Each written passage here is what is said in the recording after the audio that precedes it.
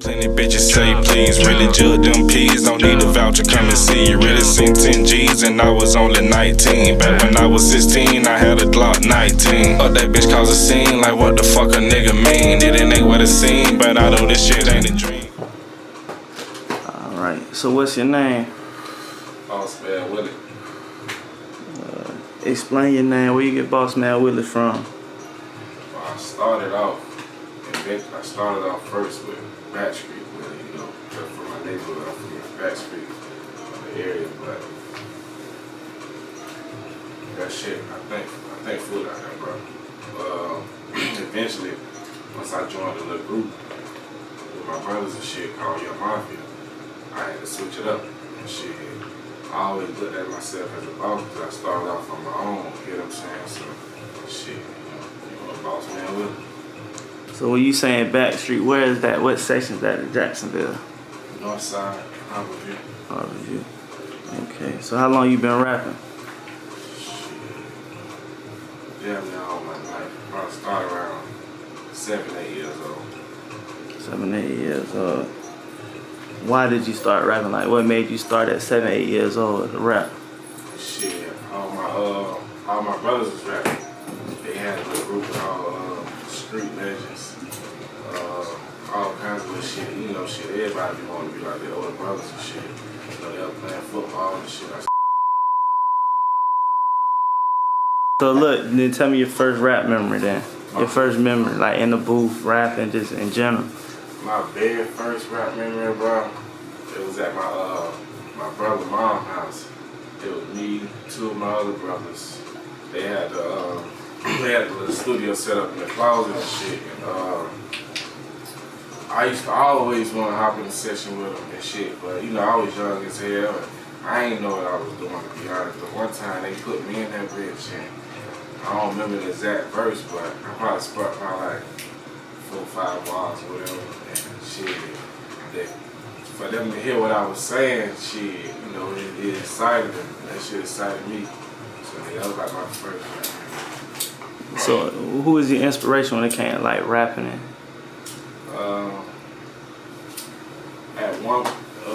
Eventually, at one point, it was my brothers, but once I started getting to a grasp of it on my own, it kind of got to the point like I inspired myself. Right, break that down for me. Meaning as I ain't really have like, okay, boom, like the outside world, like, okay, boom, like everybody around me, like everybody fuck with my music, you know what I'm saying? Like, to be honest, people around me kind of push me hard and I push myself. But at the same time, it's like, can't nobody push me how I push me. You know what I'm saying? So it's like, I had to get to a point where I get certain moves or certain feelings where, okay, boom, I'm finna go drop this shit.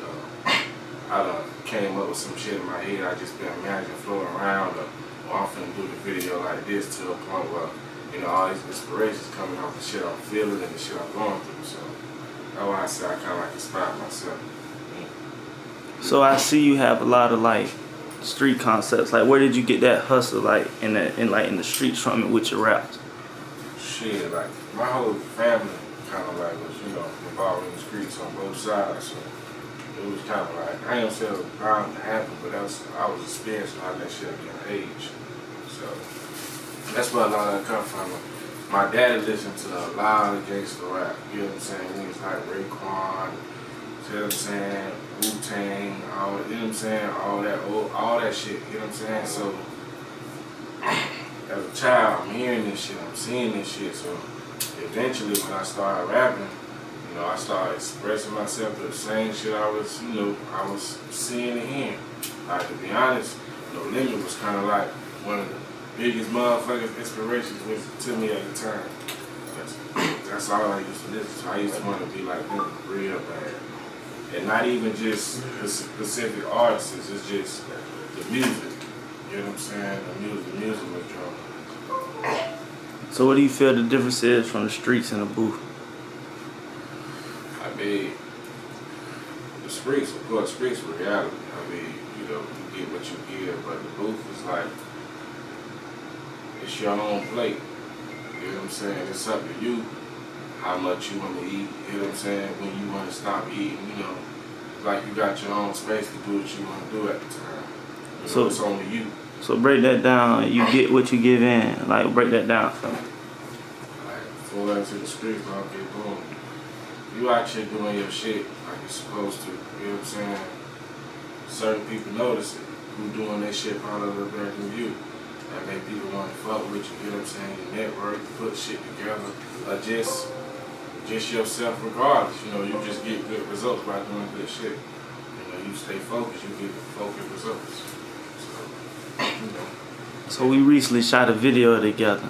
So what was your concept of that? Because you hit me up and you gave me the concept and we kind of broke it down and we kind of made it happen.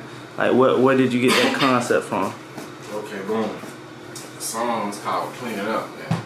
When I was younger, like even like to this day, like even like my cousin, he say shit like, you don't never clean up, boom, boom, boom. But him not even knowing, like, I've been hearing this shit since I was a child. Like my mom used to cuss my ass out, get on me about clean up, clean up, clean up. So it's like I use my little cousin, you know what I'm saying? He was like the same size as me, same color, you know what I'm saying? So I use him as the image as me. Remember waking up, you know what I'm saying, getting cussed out, you know what I'm saying? Family being addicted, involved in the drugs, you know what I'm saying? So I use that same image as him going through that. Like I done been through evictions, you know what I'm saying? I done been through, you know, see what I'm saying? Boom, boom, boom. For us, you know, with your parents and P&L. So it was kind of like I was just I was kind of like just replaying it, you know, how it was when I was like young. So you feel like your upbringing like brought you into like the streets, then to the booth, and like is that like what drives you? Like what drives you?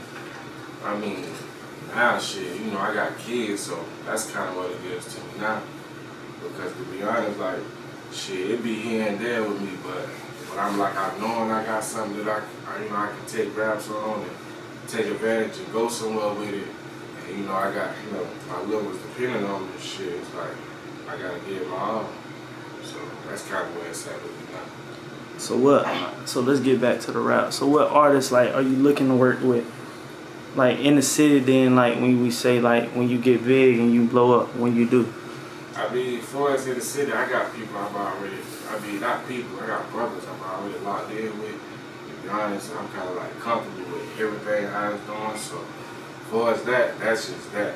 And, you know, as far as other people, you know, for future when I blow up, shit, I ain't gonna lie, Chief Keef, Future, and shit, you know, I'll probably, you know, think on it, you know, when that time comes, like, yeah. So I see you constantly with your engineer, like y'all, your producer, engineer, like what built that chemistry with y'all two? I mean, my first time meeting them and, you know, coming to the studio was my dog, I came with my dog Weirdo, shout out Nacho Soprano, you know how I pronounce that shit, but shout out my dog Weirdo. He brought me here, he was already doing music with him and he was playing beats. And I was already going to engineer Astro, shout out Astro Boy as well, and I was so used to already getting my beats and taking it to the engineer. So meaning as I never really heard a lot of produced beats by engineers. I'm so used to just doing YouTube beats, taking them, boom, boom, bam. So him, it's kind of like amazing to me. It's like he had a street vibe. Like first of all, the location was on fucking 25th of Marguerite, you know what I'm saying? Like right down the street from Holland. So it's like, it made sense, but it's like he made it make sense with the beats. You know what I'm saying? It was like, the energy was there and the beats was just matching, bro. Like everything was like, to this day, like, I used to get on, but like, man, make that old shit. You know what I'm saying? Make that old shit. Give me that old shit used to be playing. But yeah, it was like the energy, you know, his character itself and them beats, man. He made some gangsta ass beats. You know what I'm saying? He made some gangsta ass beats. So tell me your process of recording. My process, I go off moves. You know what I'm saying? Like, and then I go off, you know, through time. Like, I just say a week or two went by, 2 weeks went by. You know what I'm saying? I went through some shit, whatever I did, I did. But if I just feel like, okay, that song that I need to go record, because I record in my head, you know, throughout the day, every day, all day. It's not a day I don't listen to a beat. So certain beats, I just be like, yeah, I hit them up like, you book me for this session because I already have a beat locked in my head because I done felt it. During the time, I probably would have been pissed off as somebody would have been in a super good mood. And, I done said, certain bars I really, I really like. I'm like, okay, well, I'm finna record this. And I know I got the video open with everything in my head, so it really just go off my moods throughout the time. Like, to be honest, when I'm going through the most shit, that's when I come to the studio, but I never bring that to the studio. I just bring the song. So that'd be your therapy. But yeah, definitely. So we gonna, what's it called? So who you got around you, though? I seen you got some folks around you. Who you got around you? Shit, I got my dog, Montana Fair. He an artist himself. My dog from, nephew, Nuke. He an artist himself. Tell you who you at, let him be Nuke. And that's my cousin, Keon. This ain't nothing but family, but I've been knowing him forever. I've been knowing all them forever, so I don't keep nothing but family. You feel like it's easier to work with just family? I mean, as far as what, my just life, like just working life. Is it work smoother? I mean, what works for that group of people works for that group of people. Right. Yeah, I can't speak on them. Right. Really. So, what you working on now?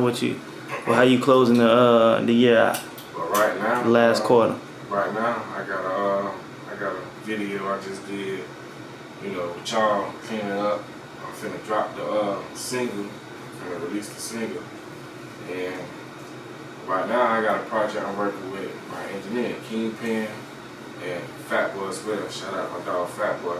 And Foodie, shout out my dog, Gas Company. Foodie, all us working on the project right now. It's a lot of songs we done did way back, a lot of songs we've been doing now. We finna put it all together, release that, and during the end of the year, I'm finna drop my mixtape, the first to ever do it. And I'm gonna close that out with a few singles off the tape, shoot some visuals with them, you know what I'm saying? But right now, I'm just shooting out visuals and, building my brand right now. Survival of the realest, that's all. And, once that's, closed in, I got everything situated with that, I'm gonna drop the mixtape, the first to ever do it. Okay. Any last words? How you want to close out? Shit, man. Stay down till you come up. Shit don't stop people do. Free all the real niggas and keep the raps. Alright, G. Alright, we logging out.